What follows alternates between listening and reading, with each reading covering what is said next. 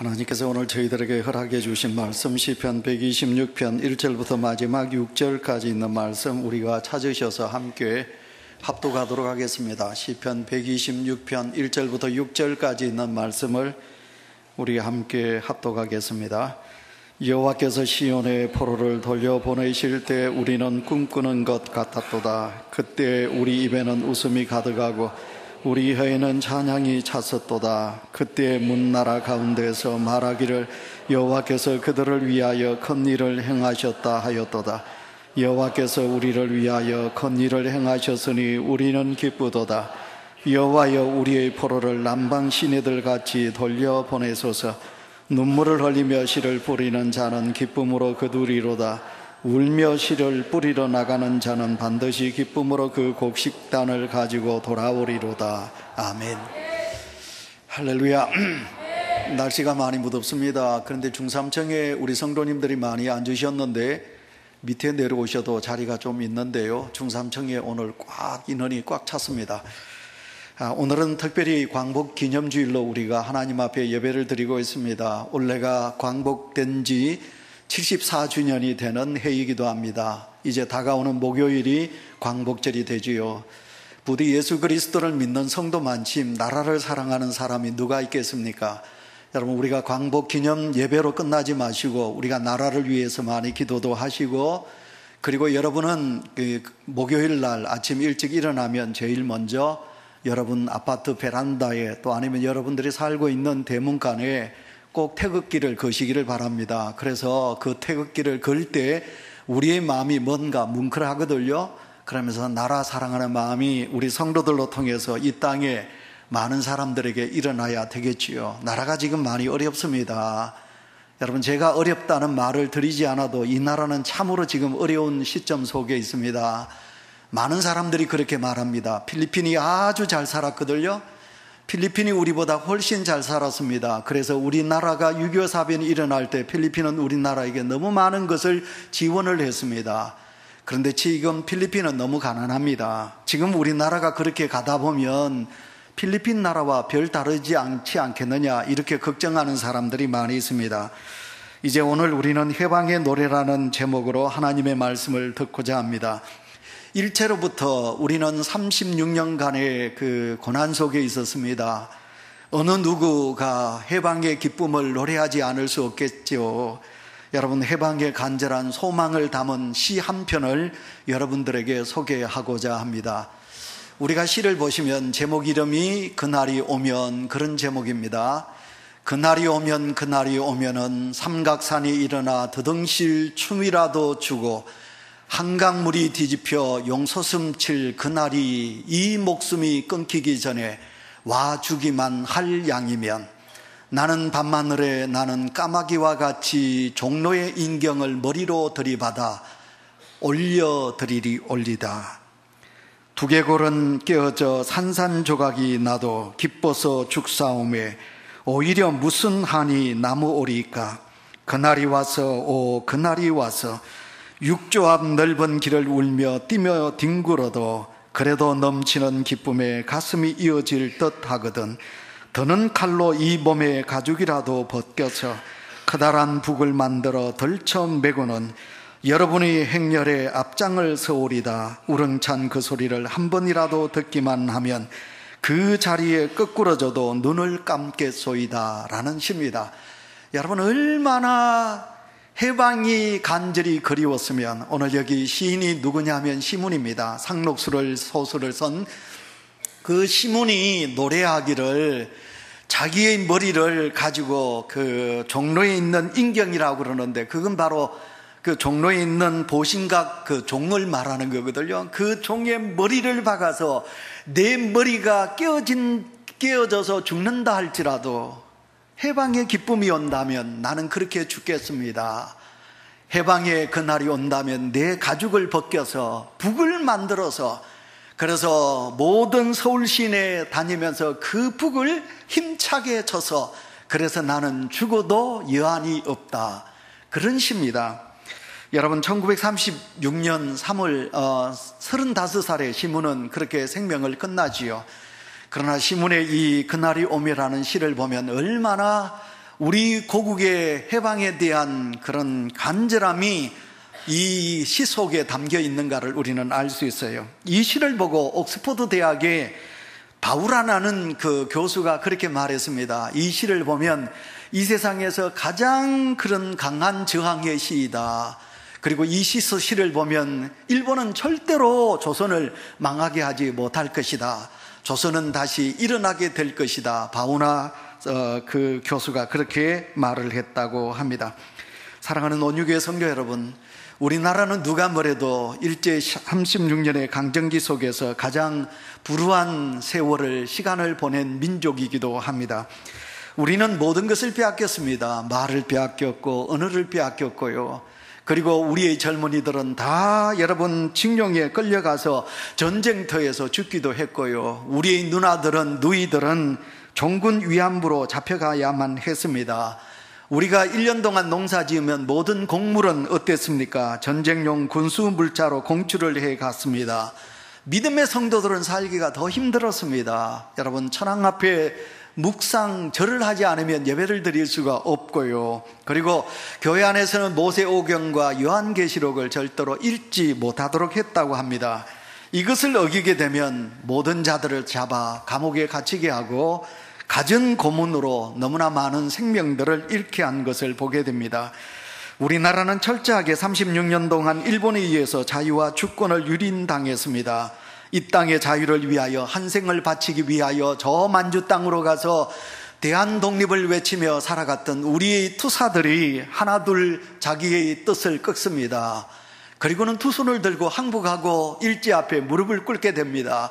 여러분, 왜 그랬느냐 하면 러일 전쟁이 일어났습니다. 러일 전쟁이 일어나는 것을 보고 일본이 틀림없이 저 큰 나라 러시아에게 질 것이다 그렇게 생각했는데, 그 큰 나라 러시아를 일본이 이기는 것입니다. 청나라 중국과 일본이 전쟁을 했는데 청일전쟁에서 보니까 여러분 그 큰 중국이 일본한테 전쟁에서 지는 것을 보게 되고, 그래서 이 땅의 통일을 위해서, 이 땅의 여러분 해방을 위하여 자기들의 모든 것을 바쳤던 그런 독립투사들이 하나둘 아니다.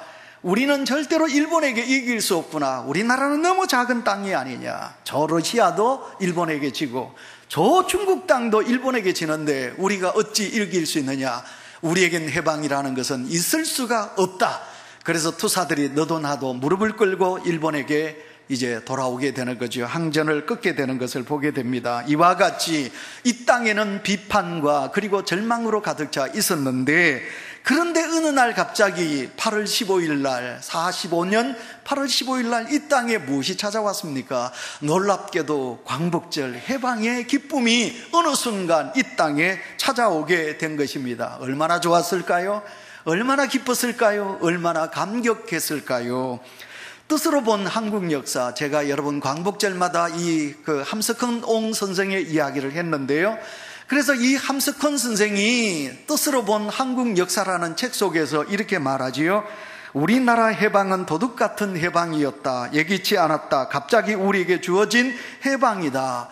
이 해방은 하늘, 그러니까 하나님께서 베풀어 주신 하나님의 선물이다 라고 함석헌 옹이 그렇게 말했던 것과 마찬가지로 우리는 어느 날 갑자기 잠을 자고 일어나니까 우리에겐 도저히 해방이라는 기쁨이 찾아오지 않을 것 같았는데 이 땅에 해방의 역사가 이루어지게 된 것입니다.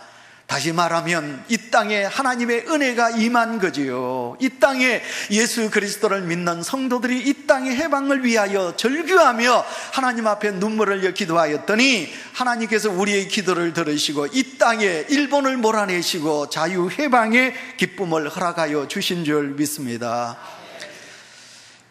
여러분, 오늘 시편 126편은 여러분 제목을 보시기 바랍니다. 제목에 보시면 성전에 올라가는 노래라고 그랬습니다. 그 노래 앞에 술렛이라는 글을 우리가 더 생각하면 되겠는데요. 이스라엘 백성들은 6월절을 맞고 명절을 맞을 때, 절기를 맞을 때마다 그들은 이제 예루살렘 성전으로 올라갑니다. 여러분, 그래서 이제 성전에 올라가거든요.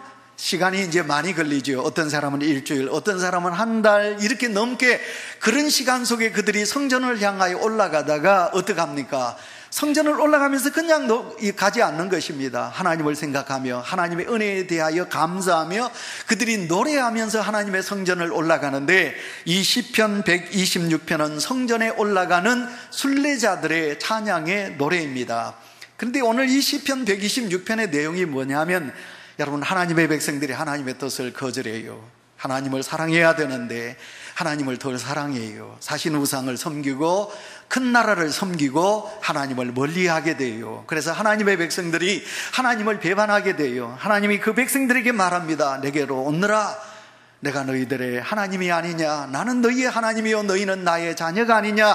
내 백성이 아니냐? 하나님은 그렇게 말씀하지만 놀랍게도 하나님의 백성들이 하나님의 뜻을 거절해요. 그때마다 하나님은 그들에게 선지자를 보내십니다. 그래서 그 선지자들이 하나님께 돌아오라고 그럽니다. 그때마다 이스라엘 백성들, 유다 백성들은 하나님을 멀리하게 됩니다. 그래서 하나님은 이스라엘 백성들을 바벨론으로 인하여 치시게 됩니다. 그리고 이스라엘 백성들이 바벨론에 70년 동안 포로로 잡혀가게 되는 것입니다. 연세 많은 어르신들은 잡아가지 않아요. 여러분, 젊은이들을 잡아가요. 여러분, 똑똑한 엘리트 그룹들을 잡아가요. 그래서 그 하나님의 백성들이 바벨론에 포로로 잡혀가는 것입니다. 그리고 그 세월이 얼마입니까? 그 세월이 놀랍게도 70년의 세월. 우리는 36년인데 여러분, 이스라엘 백성들은 바벨론에 70년 동안 포로 생활을 하는 거예요. 바벨론 강가에서 그들이 바빌론이라는 팝송도 있지 않습니까? 바빌론, 그러니까 그들이 바벨론 강가에서 하나님을 향하여 절규하면서 노래하지요. 하나님, 우리를 잊지 말아달라. 하나님, 너무너무 우리가 하나님 앞에 큰 죄를 저질렀습니다. 우리의 통곡의 소리를 들으시고 우리를 해방시켜 달라 그랬는데, 하나님은 그들에게 70년을 약속했어요. 70년의 세월이 흐른 다음에 하나님은 그 바벨론을 무너뜨리십니다. 여러분, 바벨론은 세상에서 가장 큰 나라입니다. 세계를 지배하는 나라입니다. 그런데 어느 날 하나님이 역사하셔서 파사라는 나라, 우리는 역사 속에서 페르시아라는 나라로 알고 있습니다. 이 페르시아라는 나라가 신흥국가가 날아와서 나타나서 큰 나라 바벨론을 부수게 됩니다. 그리고 바벨론을 무너뜨리게 됩니다. 그리고 그때 여러분, 일대 왕이 누구냐면 고레스라는 왕입니다. 그가 이제 여러분 바벨론을 무너뜨리자마자 이 고레스 칙령을 외치게 됩니다. 하나님께서 그 고레스 왕에게 명하거든요. 그래서 고레스는 칙령으로 그 바벨론의 포로로 잡혀온 모든 자들은 다 돌아가라. 그래서 자기의 나라로 돌아보내게 되는 겁니다. 그래서 시편 126편에는 이스라엘 백성들이 1차, 2차, 3차 귀환을 하게 되거든요. 그런데 1차 귀환, 그러니까 주후, 그러니까 BC 537년에 1차로 귀환했던 이스라엘 백성들이 돌아왔던 이 백성들이 하나님의 은혜로 인하여 우리가 포로에서 돌아왔다. 그래서 감격하면서 그 백성들이 하나님의 은혜에 대한 감격의 노래로 이 시편 126편을 여러분 짓게 되는 것입니다. 여러분, 상상해 보시길 바랍니다. 바벨론의 포로로 잡혀간 이스라엘 백성들 70년 동안 그들은 나라를 잊었고, 이제는 그 땅에서 태어난 2세, 3세들로 구성된 그들에게 무슨 하나님의 역사를 깨닫게 될 수 있을까요? 자기들에게 무슨 이스라엘이란 고국이란 나라가 그들 심령 속에 있을까요? 그러나 바벨론의 포로로 잡혀간 이스라엘 백성들이 회개하는 거예요. 그리고 하나님 앞에 철저하게 서는 거예요. 그리고 다니엘과 같이 그들은 하나님 앞에 하루에 3번씩 여러분 예루살렘으로 향하여 창문을 열어놓고 기도하는 거예요. 그리고 그들은 하나님의 말씀으로 돌아오는 거예요. 그리고 회개하고 그리고 자기의 자손들에게 하나님의 말씀을 심는 거예요.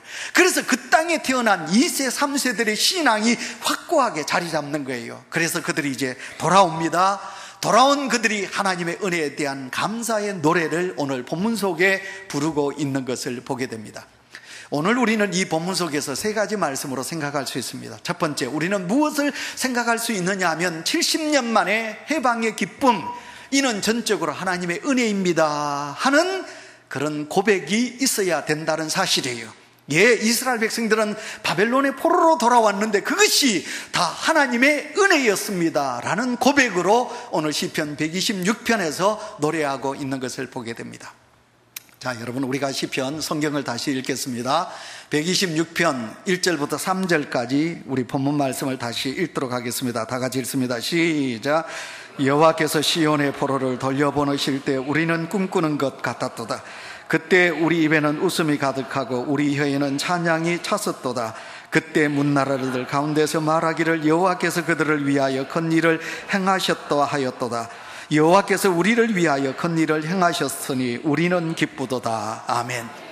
다시는 밟지 못할 것으로 생각했던 유대 땅, 예루살렘 땅, 다시는 내가 내 부모들이 살았던 나의 고국, 내 고향 땅, 그런데 그 땅을 밟을 수 있는 은혜를 하나님이 주셨다는 거예요. 꿈꾸는 것 같았다. 꿈꾸는 것 같았다. 그러니까 이스라엘 백성들이 돌아올 수 없는 그 땅이라고 생각했는데 하나님이 그들을 돌려보내신 거예요. 그래서 그들이 꼬집습니다. 이게 꿈인가? 이게 생시인가? 이게 어떤가? 그들이 이제 생각하게 되는 거예요. 2절에 보니까 어땠습니까? 우리 입에는 웃음이 가득했고 우리 혀에는 찬양이 찼었도다. 아멘. 그런데 제가 요 한 가지 더 빠진 게 있다면 울었도다. 우리는 너무너무 기뻐서 통곡했었도다. 이렇게 들어가야 되는데 안 그랬을까요? 여러분, 우리가 36년 동안 일제 압박에 있다가 해방의 기쁨이 있었을 때 우리의 민족이 어땠을까요? 대한독립 만세! 대한독립 만세! 여러분, 그렇게 소리만 쳤을까요? 닭똥 같은 눈물을 흘리면서 춤을 추면서 대한독립 만세를 불렀지 않을까요? 여러분, 그들이 그렇게 해서 이제 해방을 맞게 되고 고국 땅으로 돌아오게 된 것입니다. 우리나라의 해방도 이와 같습니다. 일제시대 우리는 일본에 끌려갔던 제1동포들이 광복을 맞아서 고향 땅으로 돌아오게 됩니다. 만주 땅, 저 살린 땅에 강제징용으로 끌려가고, 여러분, 이 땅의 독립을 위하여 만주벌판으로 갔던 우리의 선조들이 해방을 맞아서 이 땅, 이 대한민국 땅으로 다시 돌아올 때 그들의 입에는 노래가 넘쳐났을 거예요. 그들의 여러분 눈에는 닭똥 같은 눈물이 넘쳐났을 거예요. 그러면서 감격하면서 돌아오지 않았겠습니까? 사랑하는 성도 여러분, 이스라엘 백성들이 여러분 바벨론에서 포로에서 돌아왔던 것도 하나님의 은혜였다면 이 땅이, 이 작은 나라, 이 작은 대한민국이 여러분 다시 해방의 기쁨을 맞이한 것도 하나님의 은혜였음을 우리는 고백할 수 있습니다.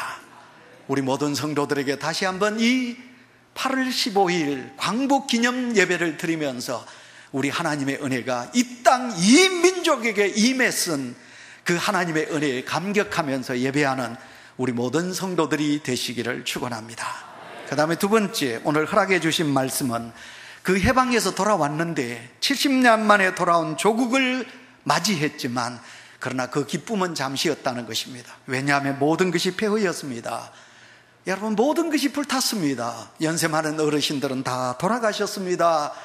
그곳에는 모든 것이 잿더미 폐허밖에 없었습니다. 그래서 이스라엘 백성들은 무엇입니까? 절망입니다. 돌아왔지만 그 땅에 있는 것이 없는 겁니다. 여러분, 먹을 것이 없습니다. 잠잘 것이 없습니다. 그들을 막아줄 성터가 없는 것입니다. 모든 것이 다 무너지고 말았다, 그런 것입니다. 우리도 8.25 광복절이 있은 다음에 우리에게 있은 것은 가난입니다. 여러분, 5년이 채 가기도 전에 이 땅에는 6.25 사변이라는 동족 전쟁이 일어났습니다. 그래서 우리는 모든 것을 잃을 수밖에 없었습니다. 그래서 이 땅은 모두가 다 잿더미가 되고 말았던 것을 보게 됩니다. 70년 만에 돌아왔던 이스라엘 백성들, 모든 것이 다 황폐합니다. 절망밖에 없잖아요. 그럼 절망하고 그들은 그러면 혀를 깨물고 죽어야 되나요? 그러나 그렇지 않았습니다. 오늘 4절 말씀 우리 다 같이 읽습니다. 4절, 여호와여 우리의 포로를 남방시내들 같이 돌려보내소서. 아멘. 이게 무슨 뜻입니까? 주여, 하나님이여, 여호와여 우리의 포로를 남방시내 같이 흐르게 해달라, 이렇게 이스라엘 백성들이 노래하고 있습니다. 여러분, 여기 남방시내가 뭐냐면, 다시 말하면 남방시내, 네겝시내를 말하고 있습니다.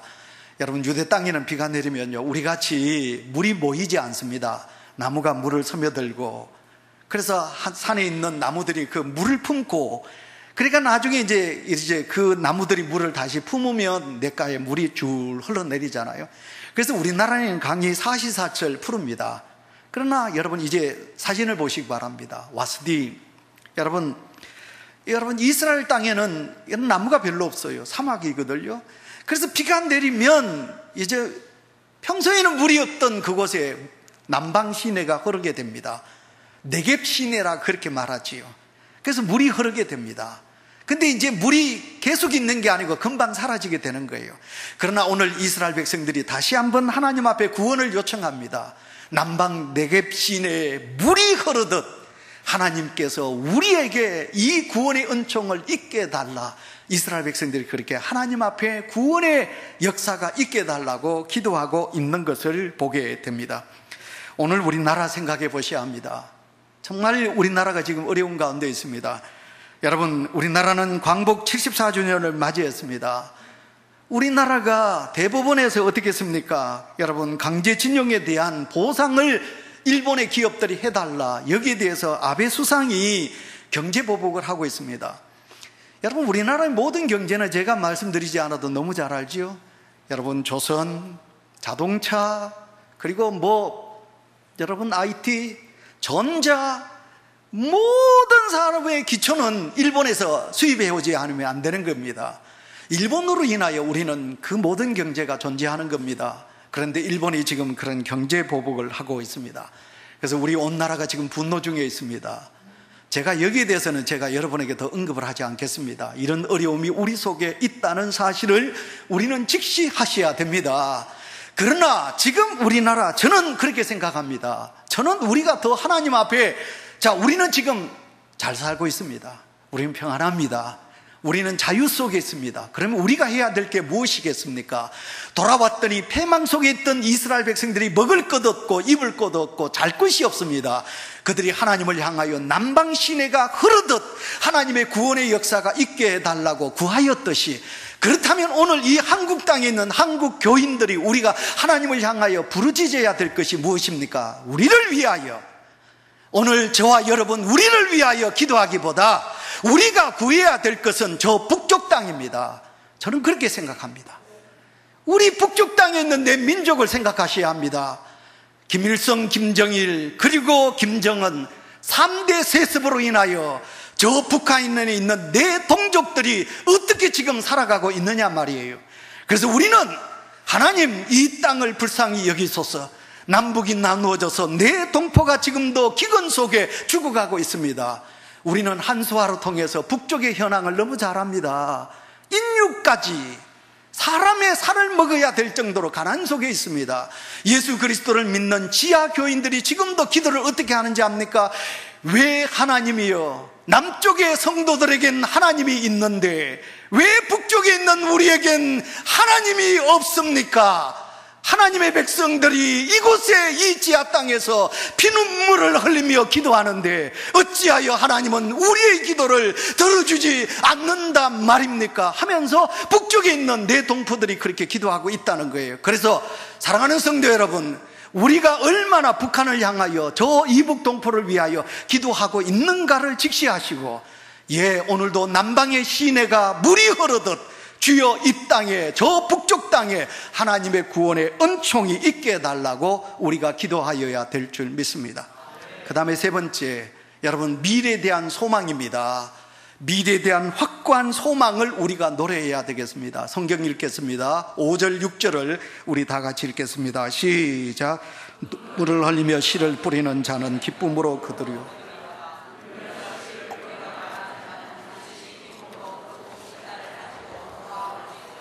아멘. 우리가 생각해보면 36년의 세월은 아픔이었습니다. 여러분, 강제징용 이야기하는데 저희 아버님이 이 강제징용에 끌려가셔서 저 일본 땅에서 그 탄광에서 석탄을 많이 캐셨다는 이야기를 저희 아버님이 저에게 몇 번 하해 주신 적이 있습니다.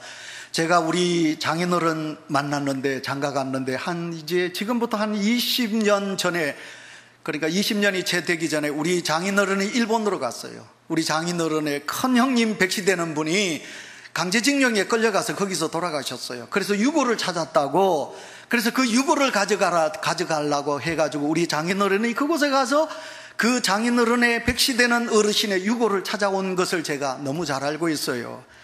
여러분, 우리의 아픔은 멀리 있지 않아요. 우리의 아픔은 내 가족 속에, 내 믿음의 형제들 속에도 그 아픔은 있는 거예요. 자, 그렇게 해서 우리는 8.15 광복절을 우리가 맞이했습니다. 그래서 오늘도 우리는 이런 평안 속에 우리가 살아가고 있는 것입니다. 여러분, 그 고통의 세월을 이야기하자면 끝이 없겠지요. 그러나 그 고통의 모든 고통을 하나님께서 아시고 우리에게 자유와 평안을 허락해 주신 것입니다. 자, 그러면 우리가 어때야 되겠습니까? 오늘 본문 속에 보시면 눈물을 흘리며 씨를 뿌린다. 여러분, 6절에 보시면 울며 씨를 뿌리는 자는 기쁨으로 거두리려다. 그렇게 성경은 노래하고 있습니다. 오늘의 자유를 위하여. 자, 그러면 우리가 왜 오늘 이 한국 땅이 이렇게 지금 어려운 시점 속에 있느냐 말이에요. 그건 광복의 기쁨을 주신 우리 하나님을 의지하지 아니하고 은혜에 감사하지 아니하고 오늘도 우리가 이 땅에 목을 메고 살아가고 있지는 아니한지요.